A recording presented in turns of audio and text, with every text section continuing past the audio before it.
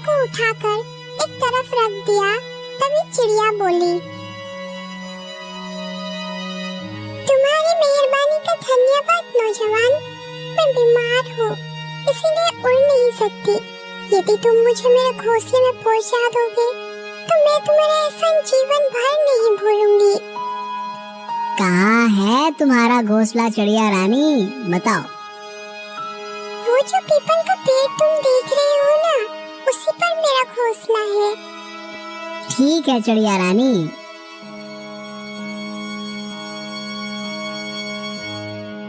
देवकन ने चिड़िया को उसके घोंसले में रख दिया।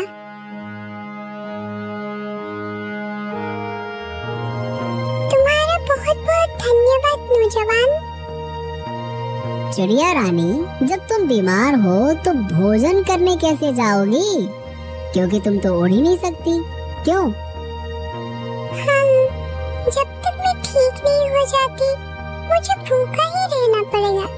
यदि तुम मेरे खाने के लिए कुछ फूलों का प्रबंध कर दो तो बहुत ही अच्छा होगा, क्योंकि मैं सिर्फ फूल ही खाती हूँ। अरे तुम चिंता मत करो चिड़िया रानी, मैं राजा के बाग में काम करता हूँ। वहाँ सैकड़ों किस्म के फूलों के पौधे लगे हैं। अच्छा, अब मैं चलता हूँ। लौटते समय तुम्हारे लिए मैं ढेर सारे फूल ले आऊंगा, ठीक है?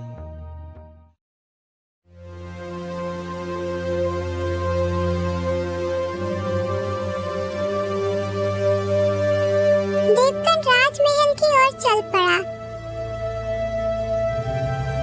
वहाँ पहुंचकर देवकन सारा दिन बगीचे में काम करता रहा।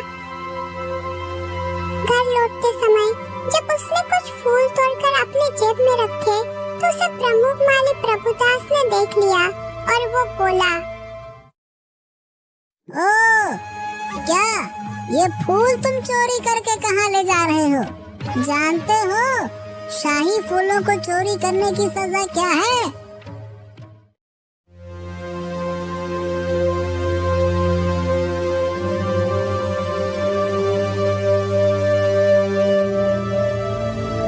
माफ कर दीजिए प्रभु जी, मैं आपसे आज्ञा लेना भूल गया। दरअसल ये फूल मैं एक बीमार। बकवास बंद करो, मैं इसी वक्त तुम्हें सैनिकों के हवाले करूंगा, समझे? नहीं नहीं नहीं नहीं नहीं, मुझे क्षमा कर दीजिए प्रभु जी। मुझे चाहे तो सजा दे दीजिए, लेकिन सैनिकों के हवाले मत कीजिएगा। एक ही शर्त पर मैं तुम्हारी चोरी छिपा सकता हूँ और तुम्हारी जान बचा सकता हूँ। मुझे आपकी हर शर्त मंजूर है। तुम्हें इन फूलों की कीमत यानी चांदी का एक छोटा सा सिक्का मुझे देना होगा, समझे? तो ठीक है, ये लीजिए प्रमुख जी।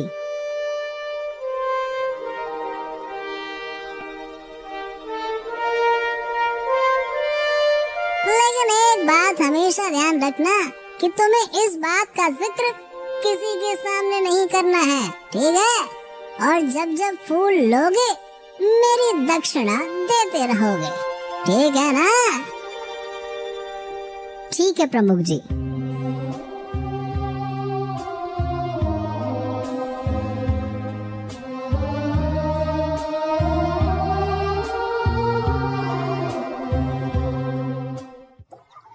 वहाँ से देवकन सीधा चिड़िया के पास पहुँचा। ये लो चिड़िया रानी अपना आहार, अच्छे से खाओ।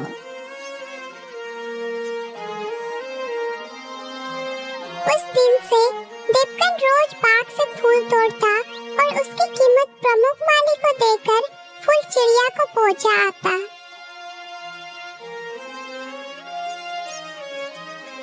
तुम मेरे लिए कितना कष्ट उठा रहे हो युवक। ऐसी कोई बात नहीं है चिड़िया रानी, तुम्हारी मदद करके मुझे खुशी मिलती है। तुम जल्दी से मस्त हो जाओ, अच्छी हो जाओ, ठीक है? चलो, अच्छा अब मैं चलता हूँ, है ना?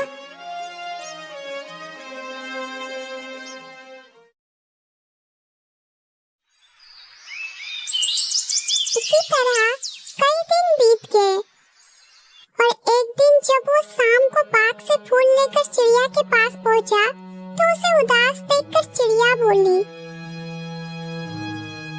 क्या बात है देवकन, आज तुम कुछ उदास लग रहे हो? मुझे अफसोस है चिड़िया रानी कि कल शायद मैं तुम्हारे खाने के लिए फूल न ला सकूं। देवकन, मेरे लिए अब फूल लाने की कोई जरूरत नहीं है। अब मैं बिल्कुल अच्छी हो चुकी हूँ तथा कल से स्वयं अपना खाना का प्रबंध कर लूंगी। लेकिन फिर भी बताओगे कि तुम किस वजह से उदास हो? चिड़िया रानी, मैं इन फूलों की कीमत प्रमुख माली को देकर आता था, लेकिन अब मेरे पास एक फूटी कौड़ी भी नहीं बची। ये कहकर देवकन ने चिड़िया को सारी बात बता दी। सब कुछ जान सुनकर चिड़िया की आंखें डबडबा गईं। देवकन, मैं नहीं जानती थी कि मेरे लिए तुम इतनी बड़ी कुर्बानी दे रहे हो, वरना मैं तुम्हें ऐसा हरगिज़ करने नहीं देती। अरे तुम दुखी मत हो चिड़िया रानी, मैं इसलिए उदास नहीं था कि मेरे पास पैसे नहीं रहे, बल्कि मैं तो इस बात से चिंतित था कि कल तुम्हारे लिए फूल कहाँ से लाऊंगा। लेकिन अब तुम्हें स्वस्थ जानकर मेरी सारी चिंताएं दूर हो गई हैं। चलो, अच्छा अब मैं चलता हूँ, ठीक है? ठीक है, जाओ, लेकिन मुझसे रोज मिलना ना भूलना। ठीक है चिड़िया रानी।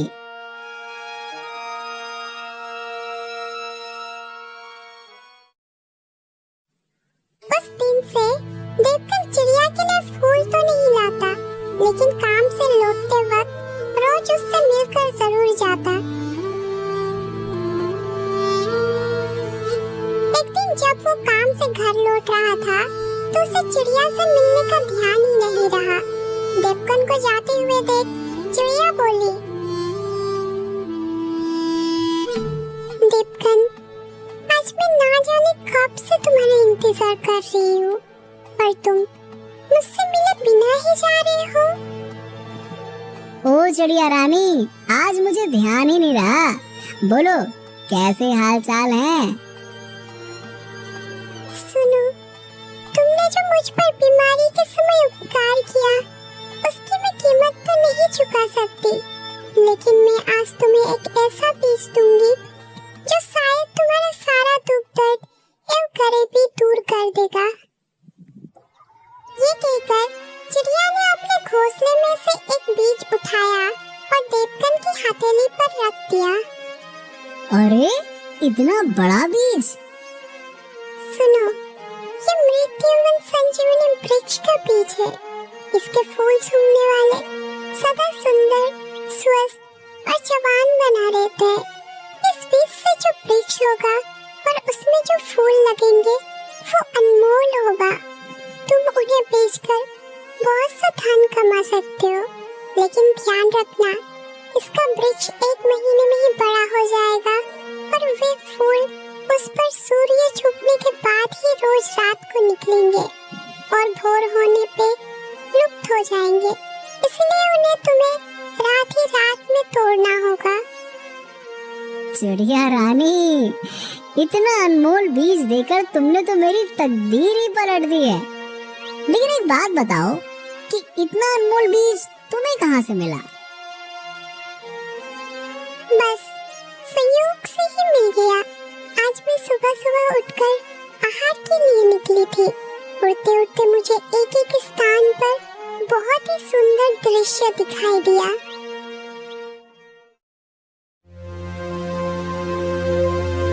ओह, परिया, मुझे नीचे चलकर उनकी टांग लेनी चाहिए। हो सकता है उनकी बातचीत से मुझे कोई ऐसा उपाय सूझ जाए जिससे मैं देवकन की गरीबी दूर करने में उसकी मदद कर सकूं। ये सोचकर मैं नीचे उतरी और एक पेड़ पर बैठकर उनकी बातें सुनने लगी। सखी, आज बहुत समय बाद सैर सपाटा करने में बहुत आनंद आया है। मैं तो अब यहाँ रोज आया करूँगी। मैं भी। जब हमने रोज ही यहाँ आना है, तो क्यों ना यहाँ मृत्युवन संजीवनी वृक्ष लगा दे, ताकि सैर सपाटा के पश्चात उसके फूलों की महक ले सके और सदा सदा के लिए स्वस्थ वो जवान रह सके। हाँ हाँ, तुम ठीक कहती हो। यहाँ दूर दूर तक कोई इंसान नजर नहीं आता है, अतः वो वृक्ष भी सुरक्षित रहेगा।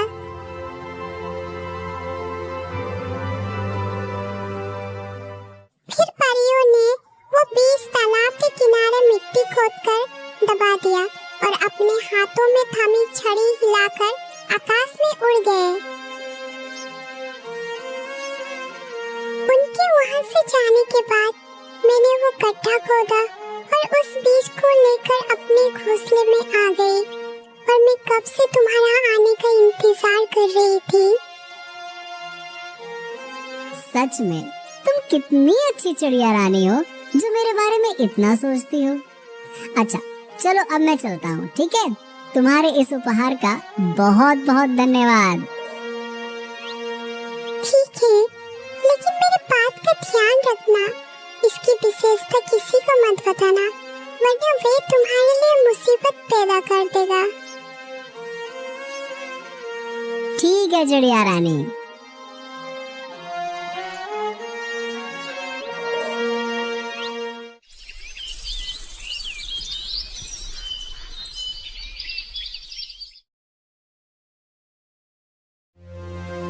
चिड़िया रानी ने ये अनमोल बीज तो दिया है, लेकिन इसे गाड़ूंगा कहाँ? यदि इसे घर के बाहर गाड़ता हूँ तो वृक्ष के बड़े होते ही और फूलों के लगते ही लोगों को तो इसकी विशेषता पता चल जाएगी और वो सारे फूल तोड़ लेंगे। और अपने घर के अलावा मेरे पास ऐसी कोई और सुरक्षित जगह भी तो नहीं है जहाँ मैं उस पेड़ को लोगों की निगाहों से बचाकर रख सकूं। फिर उस बीज को लगाऊं कहाँ?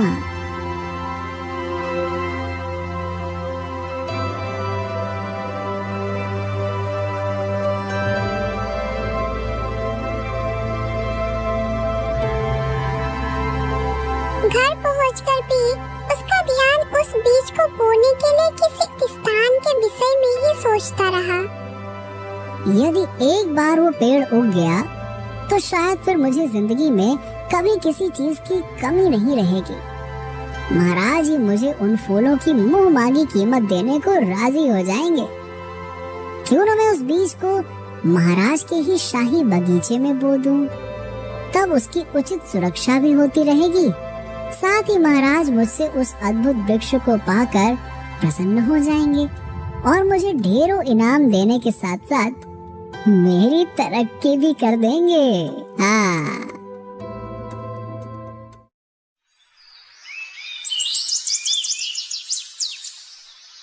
अगले दिन वो रोज की ही तरह शाही बाग में पहुंचा और एक स्थान देखकर बीज बोने के लिए गड्ढा खोदने लगा। उसे गड्ढा खोदते हुए प्रमुख माली ने देख लिया और वो कहने लगा, ए मूर्ख, तू यहाँ क्या कर रहा है? प्रमुख जी, मैं यहाँ एक अजीबोगरीब फूलों का वृक्ष का बीज बो रहा हूँ। फिर देवकन ने प्रमुख माली प्रभुदास को उस बीज और उसके निकलने वाले वृक्ष या फूलों की सारी विशेषता बता दी। सब कुछ सुनकर प्रमुख माली की आंखों में लालच की गहरी चमक उभर आई।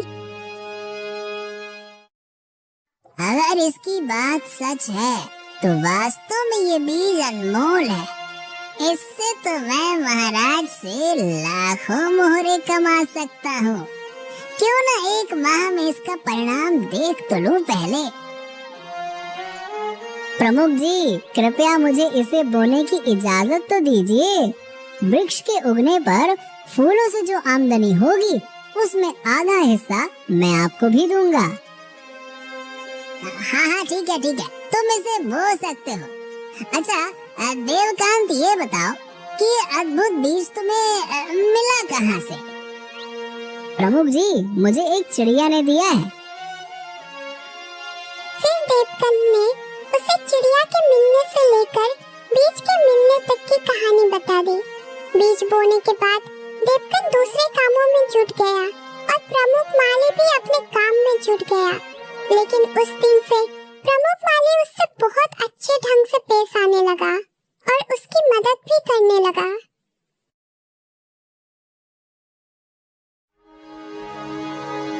एक एक करके दिन बीतते रहे। बीज से अंकुर फूट निकला और वो दिन प्रतिदिन बड़ा होने लगा। ठीक 30 दिन बाद उस पौधे ने एक विशेष वृक्ष का रूप धारण कर लिया। देवकन और प्रमुख माली दिन भर अपने अपने काम में जुटे रहे। फिर जैसे ही सूरज डूबा, राजमहल और आसपास का वातावरण अद्भुत सुगंध से महक उठा। प्रमुख जी देखिए, वृक्ष पर फूल खिल उठे हैं।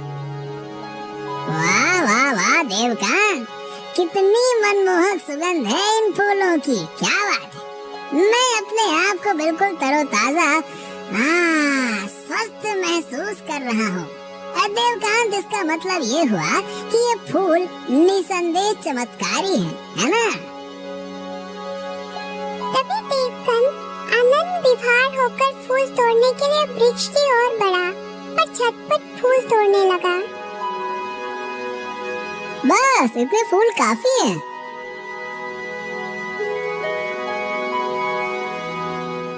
सिपाहियों, गिरफ्तार कर लो इस चोर को। आज ये चोर रंगे हाथों पकड़ा गया। मैं पकड़ो इसको। हाँ? नहीं, मैंने चोरी नहीं की है। सैनिकों ने तुरंत देवकन के पास पहुंचा। आज मुझे विश्वास हो गया कि आज से पहले भी जो फूल चोरी होते रहे हैं, वो भी इसी ने चुराए हैं। नहीं, छोड़ दो मुझे, मैंने कोई चोरी नहीं की है। ये वृक्ष मेरा है, इसके फूलों का मैं हकदार हूँ। हाँ, पहले जो फूल मैंने बाग से तोड़े थे, वो प्रमुख जी की इजाजत लेकर तोड़े थे और उनकी कीमत भी मैंने इनको दी है। पूछो इनसे। चुप कर मूर्ख, एक तो चोरी करता है, ऊपर से सच्चा बनता है। महाराज के बाग में उगे हुए वृक्ष को अपना बताता है। बड़ा आया। जब सैनिकों ने देवकन को मार कर अधमरा सा कर दिया, तो प्रमुख माली उसके प्रति सहानुभूति जताते हुए बोला, बस रहने दीजिए सैनिक जी, बहुत खातिरदारी हो गई इसकी। अब इसे छोड़ दीजिए। असहाय देवकन सब कुछ जानते समझते हुए भी अपने दुर्भाग्य पर आंसू बहाते हुए अपने घर की ओर चल दिया। देवकन और सैनिकों के जाने के बाद प्रभुदास जमीन पर बिखरे उन फूलों को एकत्रित करने लगा जो देवकन ने वृक्ष से तोड़े थे। इन फूलों का गुलदस्ता बनाकर मैं महाराज को पेश करूंगा और ढेर सारा इनाम पाऊंगा। इधर देवकन सीधा चिड़िया रानी के पास पहुंचा और रोते रोते उसे सारा किस्सा कह सुनाया। ये तो बड़ा ही बुरा हुआ देवकन, मैंने तो पहले ही तुम्हें मना किया था कि इस विषय में किसी को कुछ मत बताना।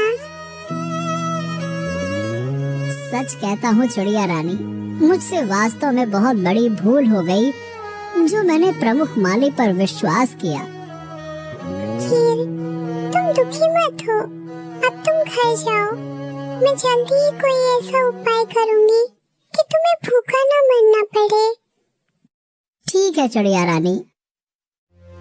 और चिड़िया से विदा लेकर देवकन उदास सा अपना घर लौट गया।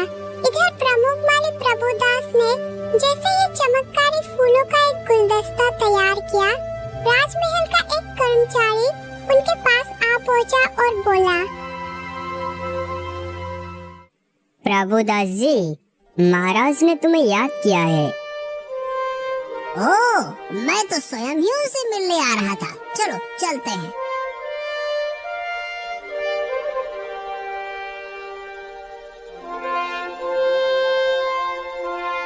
महाराज की जय हो, जय हो, जय हो। आपने मुझे कैसे याद किया अन्नदाता? प्रभुदास, मैंने तुम्हें ये जानने के लिए बुलाया है कि आज शाही बगीचे की ओर से इतनी प्यारी सुगंध किन फूलों से आ रही है। इस सुगंध ने हमें मदमस्त कर दिया है। वाह, हमारा रोम रोम पुलकित हो उठा है। हमें ऐसा महसूस हो रहा है जैसे हमारी उम्र 10 साल कम हो गई है, जैसे हम अधेड़ अवस्था से जवानी में लौट आए। क्या है ये? महाराज, ये अनोखा चमत्कार इन अनमोल फूलों का है। इन फूलों के गुलदस्ते को मैं स्वयं ही आपको भेंट करने आ रहा था। अच्छा, लाओ, दो तो सही। गुलदस्ता लेकर राजा ने उसे जैसे ही सूंघा, उसका रोम रोम झूम उठा। वाह, हाँ, तबीयत प्रसन्न हो गई। बिल्कुल वैसी ही सुगंध है। प्रभुदास, ये किस पेड़ के फूल हैं और इनका नाम क्या है? महाराज, ये फूल मृत यवन संजीवनी वृक्ष के हैं। इनको सूंघने से मनुष्य जवान और स्वस्थ रहता है। क्या सचमुच? इसका परिणाम तो आप स्वयं ही देख रहे हैं महाराज। ठीक कहते हो। इस अद्भुत वृक्ष को देखने के लिए हम बहुत उत्सुक हैं।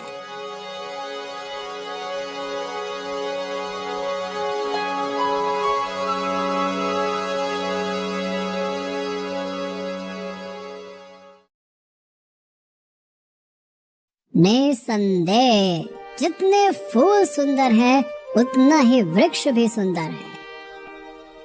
महाराज, मैंने कई वर्षों की कड़ी मेहनत के पश्चात इसे उगाया है। इसके फूल केवल रात में ही खिलते हैं और भोर होते होते लुप्त हो जाते हैं। प्रभुदास, तुम्हें इस अद्भुत वृक्ष का बीज कहाँ से मिला? इसकी विशेषता देखते हुए तो मुझे ऐसा लगता है कि जैसे ऐसे वृक्ष कम से कम धरती पर तो नहीं उगते। महाराज, इस वृक्ष का बीज मुझे एक परी ने दिया था, जिसकी मैंने किसी समय बहुत मदद की थी। फिर प्रभुदास ने राजा को एक मनगढ़ंत कहानी सुना दी। कहानी सुनकर राजा उससे बहुत प्रभावित हुआ और कहने लगा, मुझे नहीं मालूम था प्रभुदास कि मेरे राज्य में तुम जैसे योग्य, नेक और दयालु व्यक्ति भी हैं, जो तन मन धन से हमारी सेवा में जुटे हुए हैं। खुश हुए हम तुम्हारी वफादारी, ईमानदारी और कर्तव्य निष्ठा से बहुत प्रसन्न हुए प्रभुदास। अतः इनाम स्वरूप ये स्वर्ण मुद्राएं रख लो। कल सुबह दरबार में उपस्थित होना, हम तुम्हें 1000 स्वर्ण मुद्राएं और दिलवाएंगे, जो वृक्ष के ऊपर आए खर्च की बाबत होगी। महाराज की हमेशा जय जयकार होती रहे। आप महान हैं महाराज, महान हैं। आप दयालु हैं। आपको ईश्वर सदा संपन्न रखे।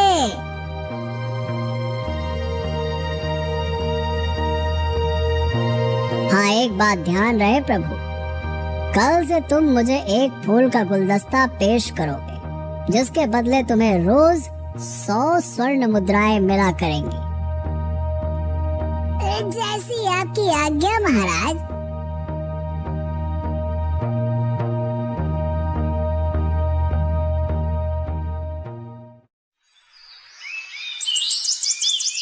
अगले दिन दरबार में जाकर प्रभुदास ने 1000 स्वर्ण मुद्राएं प्राप्त कर ली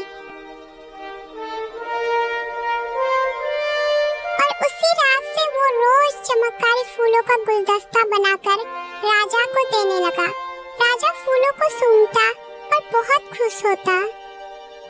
वाह, जवाब नहीं इन फूलों का। कुछ ही दिनों में हमारी कायाकल्प हो गई है। हम तो बूढ़े से जवान हो गए हैं। उधर दीपकन ने एक सेठ के यहाँ मेहनत मजदूरी करना आरंभ कर दिया, जबकि प्रभुदास दोनों हाथों से धन बटोर रहा था।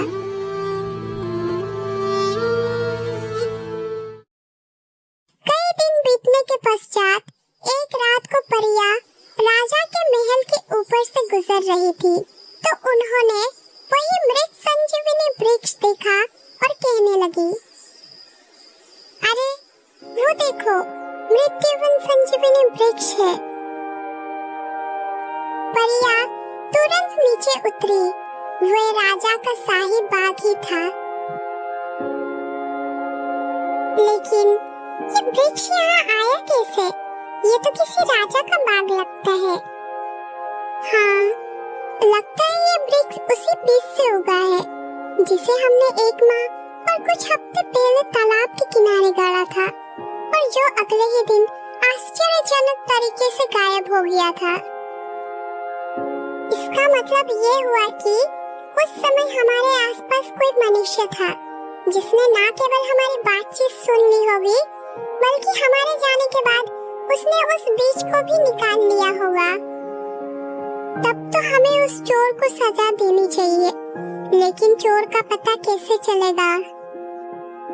उसका पता लगाना कोई ज्यादा मुश्किल नहीं है। जिसे इस पेड़ की विशेषता मालूम है, वो जरूर रात को फूल तोड़ने यहाँ आता होगा। ठीक कहती हो सखी, लेकिन जिस दिन वो हमारे निगाह में आ गया, वो रात उसके जीवन की आखिरी रात होगी। आओ, अब हम इन फूलों का आनंद लें।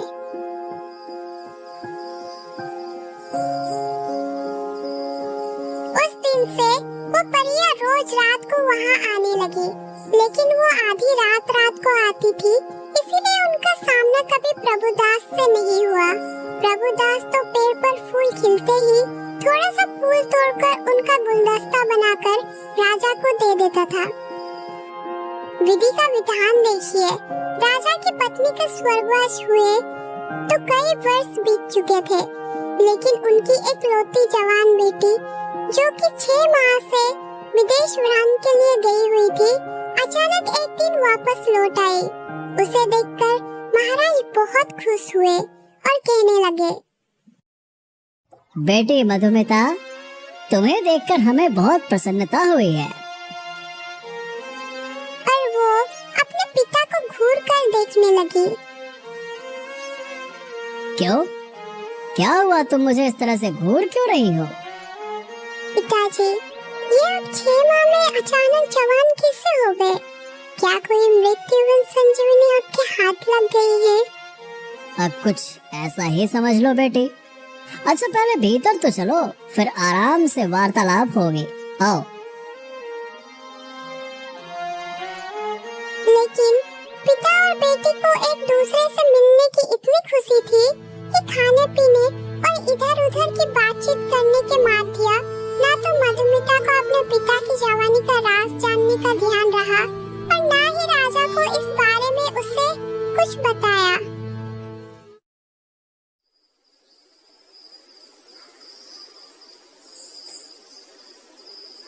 बेटी, बहुत रात हो गई है, तुम जाकर सो जाओ। बहुत अच्छा पिताजी, मुझे भी बड़ा जोरों का नींद आ रही है। लेकिन मधुमिता अपने शयन कक्ष में जाकर जैसे ही बिस्तर पर लेटी, उसे फूलों की सुगंध आने लगी। मधुमिता उसी समय महल से निकलकर शाही बाग में पहुंच गई और परिया भी उसी समय उड़ती हुई शाही बाग के ऊपर पहुंची और राजकुमारी को देखकर कहने लगी, अरे अरे वो देखो, शाही बाग में कोई लड़की मृत्युवन संजीवनी वृक्ष के फूल तोड़ रही है। जरूर ये वही चोरनी है जिसने हमारे चमत्कारी बीज चुराया था। आओ चलकर इससे मजा चखाएं। और इससे पहले कि राजकुमारी खतरे को भाप पाती, परियों ने अपने जादू से राजकुमारी को पत्थर की मूर्ति बना दी। अब इसे हमारे सिवाय और कोई जिंदा नहीं कर पाएगा। इसकी यही सजा थी। इसे तो सजा मिल गई। आओ अब हम फूलों का सुगंध का आनंद लें और अपना प्रिय खेल खेलें। हाँ चलो।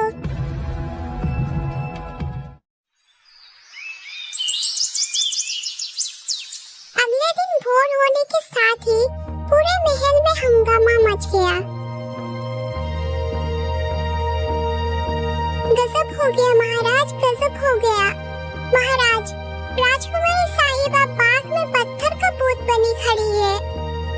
क्या? महाराज शीघ्र बाग में पहुँचे।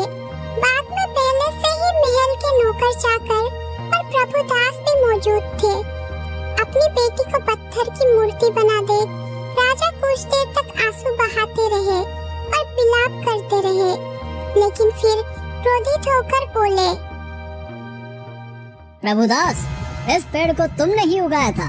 तुम ही बता सकते हो कि राजकुमारी फूल तोड़ते हुए पत्थर कैसे हो गई।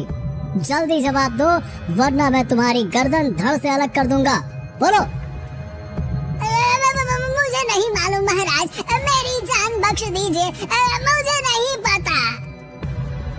इस पेड़ को तुमने ही उगाया है और इसका जादू भी तुम जानते होगे। जल्दी बताओ, हमारी बेटी पत्थर कैसे बनी? अब प्रभुदास को सच्चाई बताने में ही अपना भलाई नजर आया, तो वो कहने लगा, महाराज, मैंने धन के लालच में आकर आपसे झूठ कहा था कि इस अद्भुत पेड़ को मैंने उगाया है।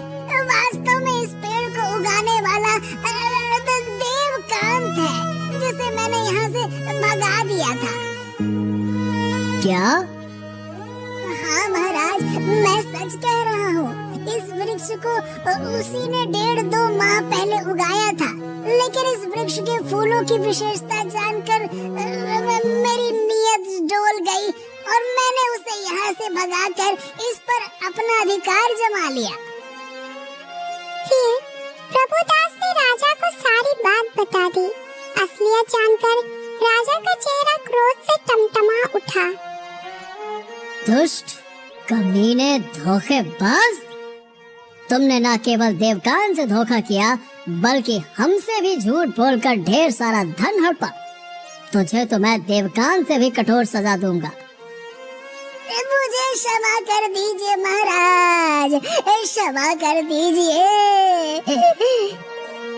नहीं लालची, तुम्हें तुम्हारे किए का दंड अवश्य मिलेगा। सैनिकों, ले जाओ इस दुष्ट को और जीवन भर के लिए काल कोठरी में डाल दो और देवकांत को जल्द से जल्द मेरे सामने हाजिर किया जाए।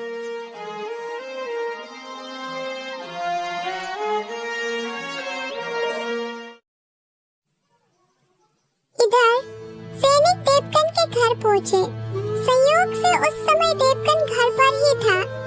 देवकन सैनिकों के साथ राजमहल जाने लगा।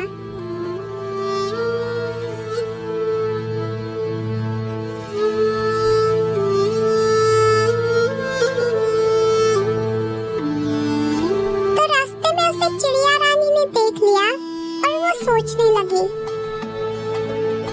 अरे ये राजा के सैनिक देवकन को क्यों ले जा रहे हैं? क्या कसूर किया है देवकन ने?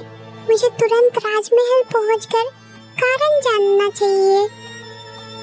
कुछ देर बाद सैनिकों ने देवकन को राजा के सामने पेश किया। देवकन कहने लगा, प्रणाम महाराज। देवकांत, तुमने हमारे शाही बाग में ऐसा जादुई पेड़ उगाया जिसे छूते ही हमारी बेटी पत्थर का बुद्ध बन गई। पत्थर का बुद्ध बन गई महाराज? हाँ, बताओ वो पत्थर का बुद्ध कैसे बन गई और पुनर्जीवित कैसे हो सकती है? महाराज, मैंने वो वृक्ष अवश्य उगाया था, लेकिन मुझे ये बिल्कुल भी नहीं मालूम कि राजकुमारी जी पत्थर का बुद्ध कैसे बन गई। तुम जरूर कोई दुष्ट जादूगर हो। मैं तुम्हारे टुकड़े टुकड़े कर दूंगा।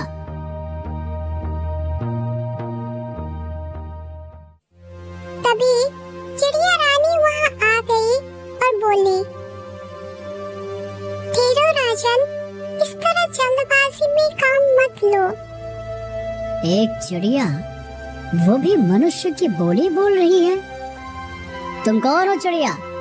और इस दुष्ट को मौत के घाट उतारने से तुमने मुझे क्यों रोका? क्या तुम नहीं जानती कि इसके कारण मेरी बेटी पत्थर की बन गई है? जानती हूँ महाराज, पर ये भी जानती हूँ कि इस समय आपके दिल पर क्या बीत रही होगी। लेकिन इसमें देवकन का कोई दोष नहीं है। ये सब संयोग से हुआ है। कृपा करके इसे छोड़ दीजिए।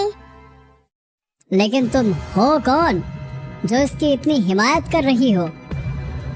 महाराज, मैंने ही इसे उस वृक्ष का अनमोल बीज लाकर दिया था। कहकर चिड़िया ने राजा को सारी कहानी कह सुनाई और अंत में बोली, राजन, मुझे विश्वास है कि ये सब उन्हीं परियों का किया धरा है और राजकुमारी को अब कोई नई जिंदगी दे सकती है। आप देवकन को छोड़ दीजिए। मैं कोशिश करूंगी कि देवकन के द्वारा आपकी बेटी को दोबारा जिंदगी मिल जाए। ठीक है चिड़िया, मैं तुम्हारी बात मान लेता हूँ, लेकिन एक बात ध्यान रहे, यदि 3 दिन के भीतर मेरी बेटी मुझे जिंदा नहीं मिली तो इसके साथ साथ तुम्हें भी मौत के घाट उतरवा दूंगा, चाहे तुम भागकर पाताल में ही क्यों न छुप जाओ, समझे? मुझे स्वीकार है राजन। राजा ने देवकन को आजाद कर दिया। चिड़िया देवकन को अपने घोंसले पर आने के लिए कहकर वहां से उड़ गई। कुछ देर बाद वो चिड़िया के पास जा पहुंचा और बोला, तुम्हारी मदद करने का बहुत बहुत धन्यवाद चिड़िया रानी। राजकुमारी को जीवित करने का मुझे एक उपाय सूझा है। और चिड़िया ने वो उपाय उसे बता दिया। सुनो, अब तुम घर जाओ और रात को वैसे ही करना जैसे मैंने कहा है। ठीक है चिड़िया रानी।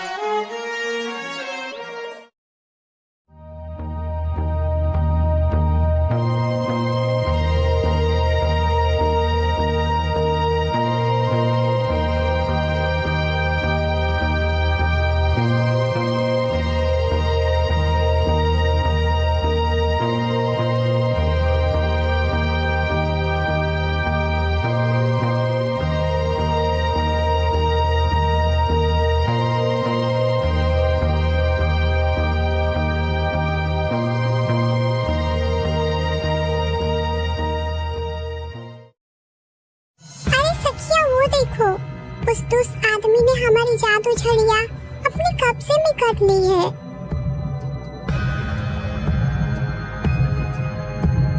ए, कौन हो तुम? लाओ हमारी छड़िया हमें वापस करो। परियों, मैं इस शर्त पर ही आपको चिड़िया वापस कर सकता हूँ कि आप राजकुमारी को पुनर्जिंदा कर दोगे। नहीं नहीं, हम इस चोरनी को हरगिज़ जिंदा नहीं करेंगे। आप लोगों को भ्रम हुआ है परी देवियों, चोर राजकुमारी जी नहीं, चोर तो मैं हूँ। और फिर देवकन ने उन्हें अपने साथ हुए सारी कहानी कह सुनाई। देवकन की दर्द भरी कहानी सुनकर सभी परियों का हृदय उसके प्रति सहानुभूति से भर उठा और वो कहने लगी, ठीक है देवकन, तुम्हें जो कष्ट मिला उसके बदले हम राजकुमारी को पुनर्जीवित कर देंगे, लेकिन इसके साथ ही ये वृक्ष हम अपने साथ ले जाएंगे। नहीं नहीं नहीं, ये नहीं हो सकता। यदि आप लोग ये अपने साथ ले गईं, तो मुझ गरीब की जीविका कैसे चलेगी? उसके लिए तुम चिंता ना करो, हम तुम्हें राजा के महल से भी बड़ा और सुंदर महल देंगे तथा इतना धन देंगे कि तुम्हें कभी कुछ करने की जरूरत नहीं पड़ेगी। तुम किसी राजा से कम नहीं रह जाओगे। यदि ऐसी बात है तो मुझे कोई ऐतराज नहीं है। तुम अपना वृक्ष अपने साथ ले जा सकती हो। तो लाओ हमारी छड़ियाँ हमें वापस करो। देवकन ने उनकी छड़ियाँ उन्हें वापस कर दी। तब एक परी ने अपनी छड़ी राजकुमारी के पूत में घुमाया। राजकुमारी तुरंत जीवित हो उठी और कहने लगी, ये मुझे क्या हो गया था? आप लोग कौन हो? हम सब परियां हैं राजकुमारी, लेकिन तुम्हें देवकन का एहसान मानना चाहिए। इन्हीं की वजह से तुम्हें नया जीवन मिला है।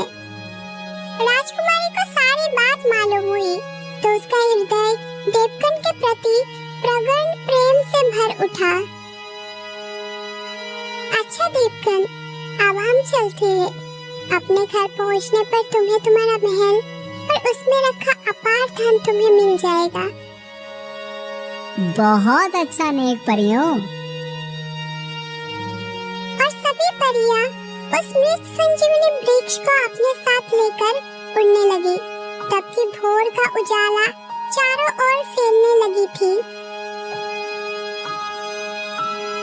आइए राजकुमारी जी, मैं आपको आपके पिताजी के पास ले चलता हूँ। आपको सही सलामत देखकर वो बहुत प्रसन्न होंगे। चलिए।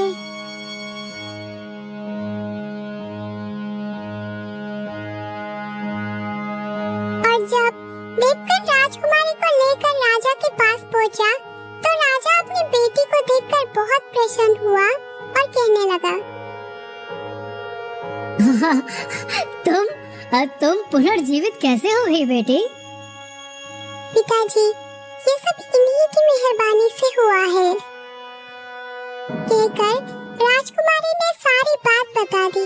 राजा ने प्रसन्न होकर एक दिन अपनी बेटी का विवाह देवकन से कर दिया और देवकन राजकुमारी के साथ परियों द्वारा दिए गए अपने महल में आनंद पूर्वक रहने लगा।